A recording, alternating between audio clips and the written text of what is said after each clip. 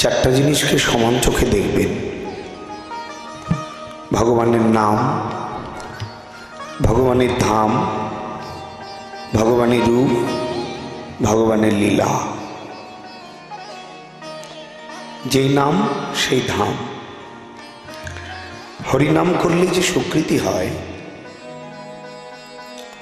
ধাম দর্শন করলে তার সমান স্বীকৃতি হয়। ধাম কাকে বলে? তীর্থ আর ধাম, এটার মধ্যে পার্থক্য আছে। হ্যালো, তীর্থ হলো যেখানে মহাপুরুষদের জন্ম হয়েছে কিংবা দেব মানুষের জন্ম হয়েছে, সেটা হলো তীর্থধাম, তীর্থ। আর যেখানে ভগবানের আবির্ভাব হয়েছে সেটা হলো ধাম। যেমন বৃন্দাবন, নবদ্বীপ, জগন্নাথ, আর বাংলাদেশে খেতুরি ধাম। বাংলাদেশে অনেকগুলো তীর্থ, তার মধ্যে ধাম হলো খেতুরি। এই ঢপঢপ করছে সমনটা, এটা বন্ধ করুন, ঢপঢপ করাটা, বেসটা কমান। জয় রাধে। এই জন্য ভগবানের নাম আর ধাম, রূপ, এই যে ভগবানের বিগ্রহ, হরিনাম কীর্তন শুনলে বা করলে যে স্বীকৃতি হয়, ভগবানের ধাম দর্শন করলে তার সমান স্বীকৃতি।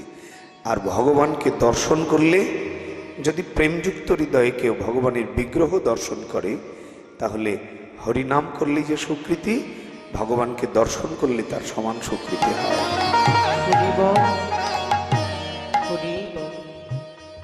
এই জন্য সনাতন ধর্মে বিগ্রহ দর্শন করা একটা সেবা। এই জন্য আমাদের সনাতন ধর্মে সাকার রূপ দেওয়া হয়েছে। যারা মন্ত্র জানে না, বাংলা পড়তে পারে না, যাদের এত মন্ত্রতন্ত্র মুখস্থ নেই, এরা কি করে ভগবানকে খুশি করবে? এত ভালো গীতা পড়তে পারে না, এত কীর্তন জানে না, কীর্তন মুখস্থ করতে পারে না, এরকম বহু মানুষ আছে। তো এরা কি করে ভগবানকে খুশি করবে? এদের জন্য বিগ্রহ দর্শন। যারা মন্ত্রের দ্বারা কিংবা গ্রন্থ পাঠ করে, কীর্তন করে, মুখস্থ করে ভগবানকে খুশি করতে পারবে না, তারা বিগ্রহের সামনে বসবে, বসে প্রতিদিন নয়নের জল দিবে, তাতেই ভগবান খুশি হয়ে তাকে দর্শন দিতে বাধ্য। এটাই তার সেবা। নয়নের জল দেওয়া একটা ভগবানের সেবা, কোনো মন্ত্র লাগবে না। এই জন্য সনাতন ধর্মে বিগ্রহ দর্শন করা একটা ভগবানের সেবার অংশ। তাহলে ভগবানের নাম, ধাম, রূপ, লীলা। এই যে মায়েরা, আপনারা যে লীলা কীর্তনটা শুনছেন, অষ্টকালী লীলা কীর্তন হচ্ছে এখানে, কেউ যদি না শুনে, শুধু কীর্তনিয়ারা করে চলে যায়, তাতেও এই গ্রামবাসীর মঙ্গল। কেন? কীর্তনটা হচ্ছে, যার কীর্তন তিনি শুনছেন। শ্রবণং কীর্তনং, প্রথমেই শ্রবণ, তারপরে কীর্তন। কেউ শুনুক আর নাই শুনুক, নাম কীর্তন কেউ শুনুক আর না শুনুক, এটা করলেই গ্রামের মঙ্গল, পৃথিবীর মঙ্গল।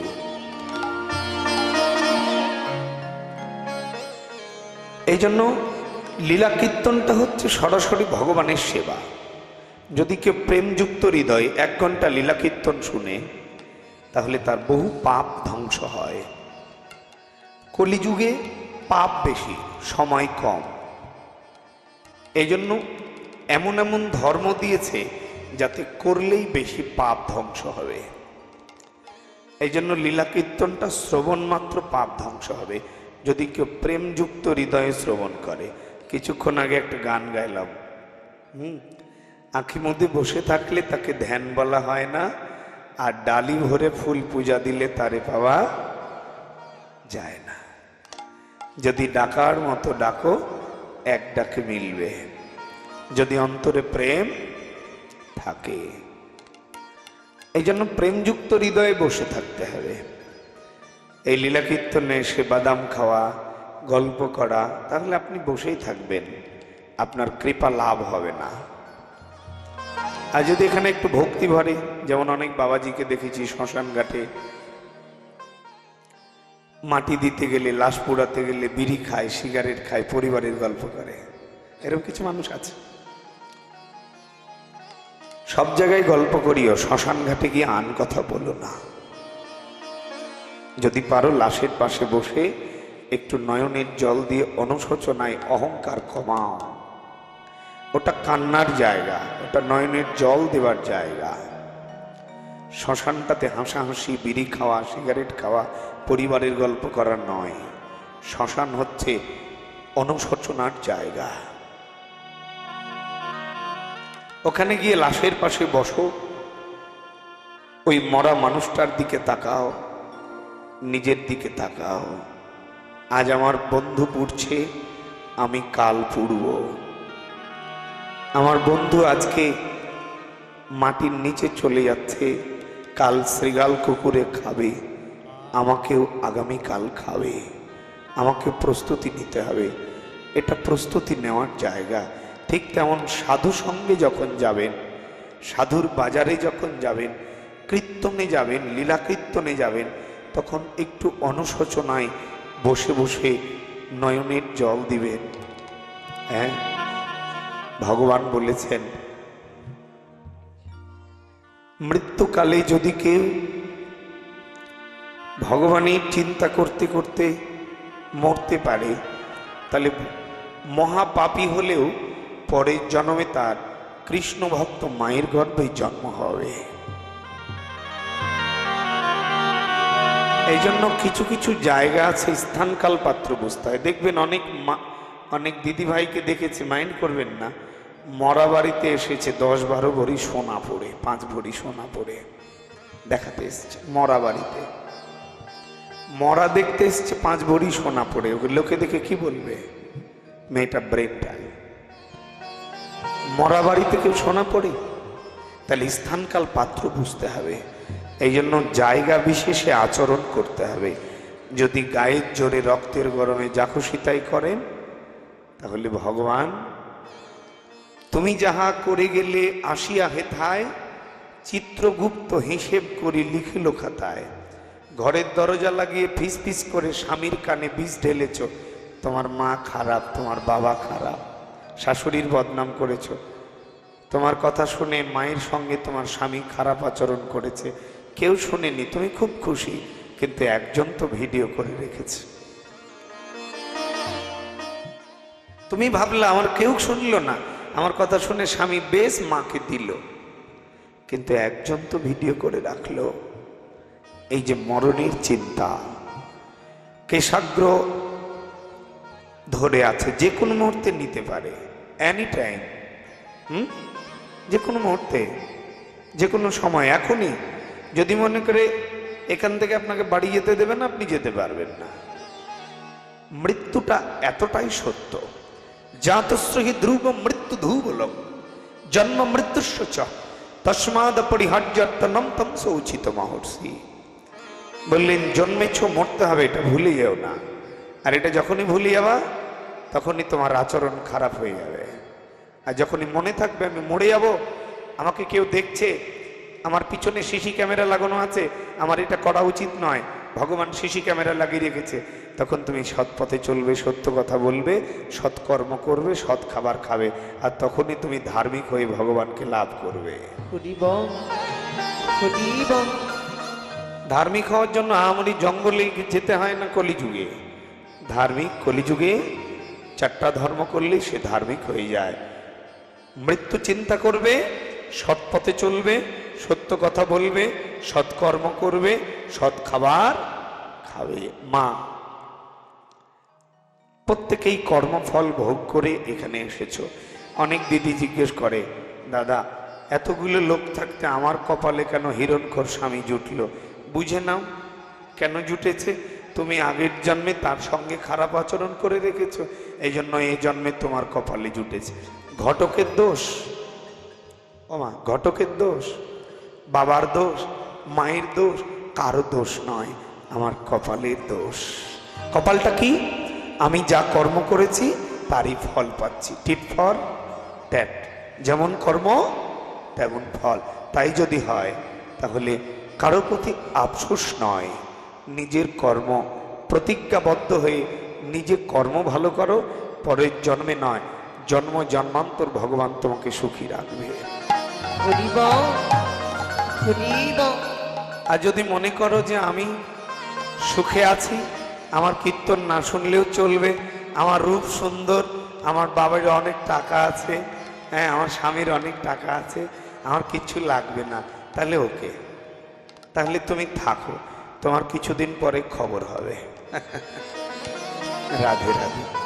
এই জন্য মা, আমি জানি না এখানে কতদিন থেকে কীর্তন হচ্ছে, আমি আমার প্রথম আসলাম, কতদিন থেকে হচ্ছে জানি না, 18 বছর, এই কম দিন নয়, 17-18 বছর ধরে কীর্তন হচ্ছে। যদি আপনার চরিত্র এই 18 বছরে একটাও পরিবর্তন না হয়, তাহলে বুঝে নিতে হবে আপনার আগের জন্মের বহু পাপ আছে।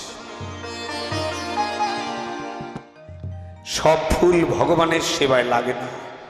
দেখবেন কিছু মানুষ আছে ছেলে মেয়ের জন্য লক্ষ লক্ষ টাকা খরচ করে, ছেলে মেয়ের জন্য লক্ষ লক্ষ টাকা খরচ করে, কিন্তু হরিবাসরের জন্য কমিটি 5000 টাকা চাঁদা চাই, যে যাক 2000 টাকা চায়, ওর বিভিন্ন সমস্যা লিস্ট করে, আমার এই সমস্যা, আমার এই সমস্যা, আমার এই সমস্যা, কিন্তু এখনই মেয়ে একটা 3000 টাকা দিয়ে জামা চাক দিয়ে দেবে, টাকা নিয়ে যা। জাগতিক ফুর্তি করছে, ধর্মের বেলায় তা অ্যালার্জি আছে না? কেন কেন? একই সঙ্গে ফুল ফুটে, মায়েরা পূজা করেন বাড়িতে, একই সঙ্গে ফুল ফুটে, সকালবেলা ফুল তুলতে যাবেন, দেখবেন কিছু ফুল ঝরে আছে। কেন? ওর মুঠা দুর্বল করেছিল ভগবান? কথা বলেন, মুঠা দুর্বল ছিল, ঝরে গেল কেন? ওর জন্ম আরো বাকি আছে। 84 ঘুরছে না, 84 কমপ্লিট হয়নি, যে জন্ম বাকি আছে। এই জন্য পূজারী যাতে তুলে গোবিন্দ সেবায় লাগাতে না পারে, এই জন্য পূজারী যাওয়ার আগেই ঝরিয়ে দিয়েছে। দেখেছেন কি দর্শন? সনাতন ধর্মটা দার্শনিক। ওমা, আপনি একটা খ্রিস্টান ধর্মের অনার্স কমপ্লিট ছেলেকে জিজ্ঞেস করবেন, মেয়েকে জিজ্ঞেস করবেন, তোমার যীশু খ্রিস্টের জীবনী বলো, ওটা বলতে পারে।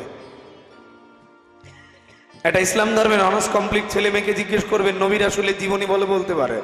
কিন্তু বহু শিক্ষিত ছেলে মেয়ে আছে, এখানে যদি বলি মহাপ্রভুর জীবনী বলো তো, একটু সম্ভব না। অনেক সনাতন ধর্মের লক্ষ লক্ষ কোটি কোটি ছেলে মেয়ে আছে, সনাতন ধর্মের মহাপুরুষ, সনাতন ধর্মপুরুষ, যিনি ধর্মের পিতা, যিনি পৃথিবীতে না আসলে তুমি স্কুলে যাওয়ার সুযোগই পেতে না। ইতিহাস পড়ে দেখো, মহাপ্রভু যদি পৃথিবীতে না আসতো, তাহলে ব্রাহ্মণ ছাড়া একটা নিচু জাতির ছেলে স্কুলে যেতে পারতো না। সেই মহাপ্রভুর জীবনেই তাকে জানানো হয় না কেন? শিশুকাল থেকে মেয়ে হলে তাকে জানিয়ে দাও ভালো পড়াশোনা করো, সরকারি জামাই পাবে। আর ছেলেদেরকে শিখিয়ে দেওয়া হয় তুমি চাকরি করবে, ব্যবসা করবে, টাকার মালিক হতে হবে।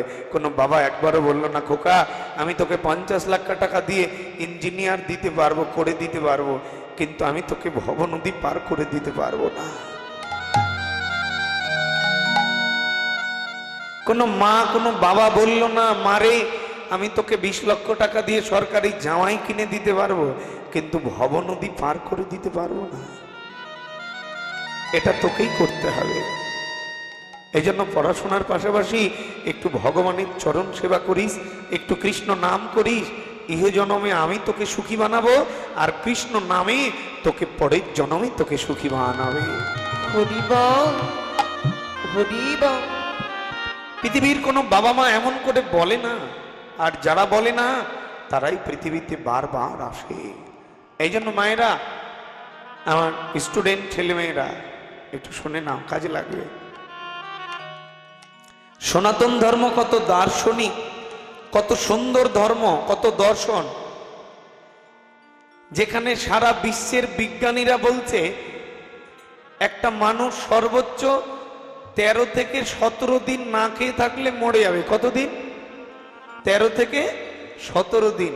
সেখানে সনাতন ধর্ম প্রমাণ করছে ভাই 13, 14, 15, 17 নয়, 1 মাস, 1.5 মাস, 2 মাস পর্যন্ত হরিনাম করে বেঁচে আছে। বৃন্দাবনের এরকম বহু সাধু আছে যারা 1 মাস পর্যন্ত খায় না, এটাই সনাতন ধর্ম, শ্রেষ্ঠ ধর্ম।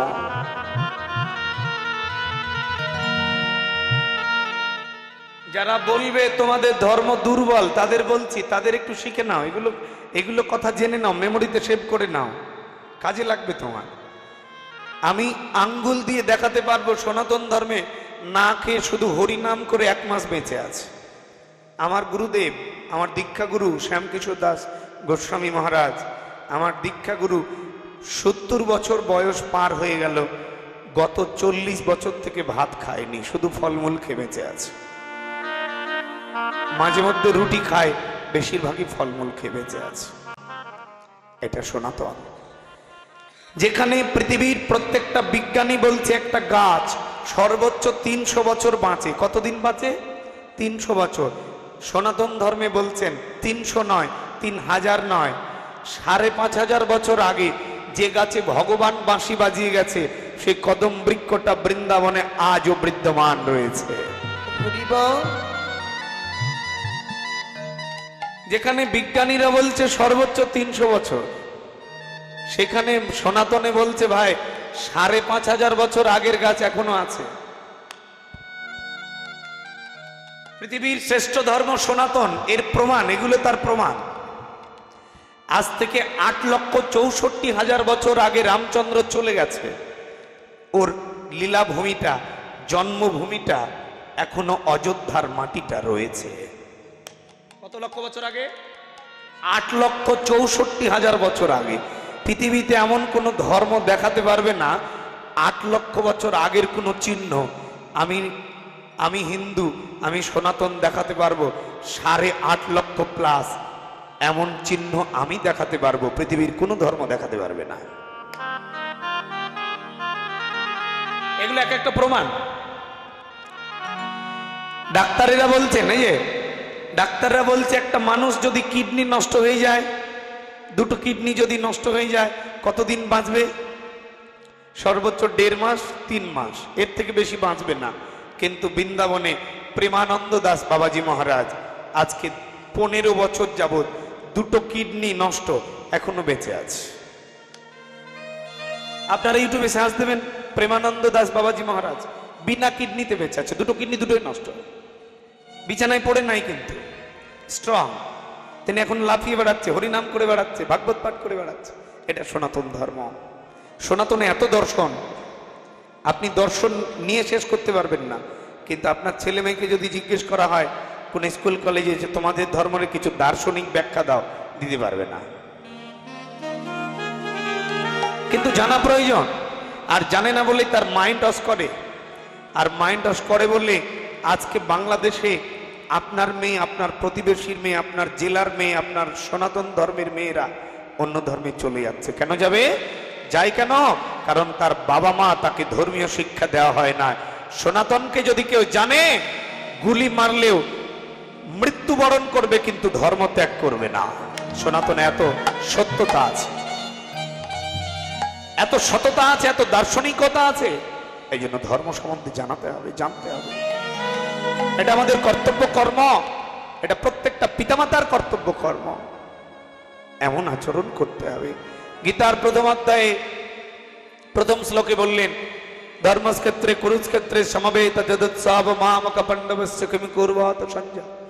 অন্ধযারা ধৃতরাষ্ট্র সঞ্জয়কে বলিলেন, আমার পুত্র পাণ্ডুর পুত্ররা যুদ্ধ করতে গেছে, বলো কি হচ্ছে। আচ্ছা, সঞ্জয় ঘরে বসে যুদ্ধের সব ঘটনা খুলে বলছে। ওখানে কি স্যাটেলাইট ছিল, টেলিভিশন ছিল, সিসি ক্যামেরা ছিল? কি দেখে বলেছিল? দিব্য নয়ন। দিব্য নয়ন পেয়েছিল কিসের দ্বারা? সাধনা করে। সাধনা করে দিব্য নয়ন। সনাতন ধর্মের মানুষ ছাড়া আজ পর্যন্ত পৃথিবীর কোন ধর্মের মানুষ দিব্য নয়ন পায় নাই। এখন পর্যন্ত কেউ পায় না, একমাত্র সনাতনে পেয়েছে। এগুলো এক একটা দার্শনিক প্রমাণ, এগুলো এক একটা দর্শন। এই জন্য সনাতনের এগুলো প্রত্যেকটা ছেলে মেয়েকে জানা দরকার। তাই প্রত্যেকটা লীলায় গৌর চন্দ্রিকা। কেন? কারণ আগে গৌরকে জানো, তারপরে রাধা গোবিন্দকে জানো। চলুন আমরা সকল ভুল ত্রুটি ক্ষমা সুন্দর দৃষ্টিতে দেখবেন। আমরা রাসলীলার পদাবলী কীর্তন আকারে রাসলীলাটি আস্বাদন করব। অনেক গভীর রজনী, ঘুম আসবে, ঘুমাবেন। দিদি আবার বলছে হ্যাঁ, ঘুমালে হবে না, মাঝে মধ্যে উলুধ্বনি করতালি দেবেন যাতে করে ঘুম না আসে, ঠিক আছে? জয় রাধে। ও রে বৃন্দাবন,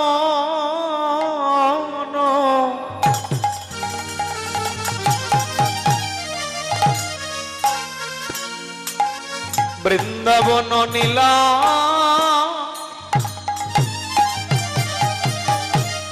আরে কিবা বৃন্দাবন লীলা গোরার মনে,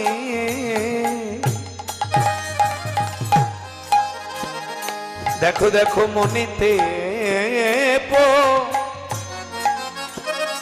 পড়িল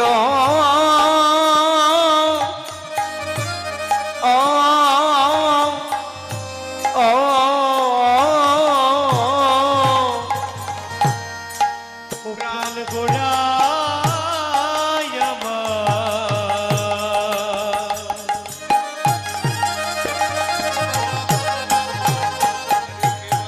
কৃপা বৃন্দাবন